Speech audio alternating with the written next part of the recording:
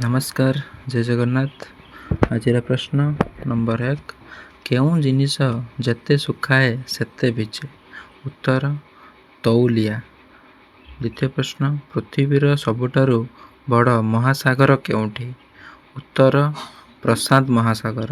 ପ୍ରଶ୍ନ, ମଣିଷର କେଉଁ ଅଙ୍ଗ ଜନ୍ମରୁ ମୃତ୍ୟୁ ପର୍ଯ୍ୟନ୍ତ ବଢ଼ି ଚାଲେ? ଉତ୍ତର କାନ ଓ ନାକ। ଚତୁର୍ଥ ପ୍ରଶ୍ନ, କେଉଁ ମାଛ ଆଖି ବନ୍ଦ କରି ମଧ୍ୟ ଶୋଇପାରେ ନାହିଁ? ଉତ୍ତର ମାଛର ପାପୁଡ଼ି ନଥିବା ଆଖି ବନ୍ଦ କରିପାରେ ନାହିଁ। ପ୍ରଶ୍ନ, ଚନ୍ଦ୍ରର ପ୍ରଥମ ପାଦ ରଖିଥିବା ମଣିଷ କିଏ? ନୀଲ୍ ଆର୍ମଷ୍ଟ୍ରଙ୍ଗ। ତାପରେ ସ୍ଥଳଭାଗରେ ସବୁଠାରୁ ବଡ଼ ପ୍ରାଣୀ କିଏ?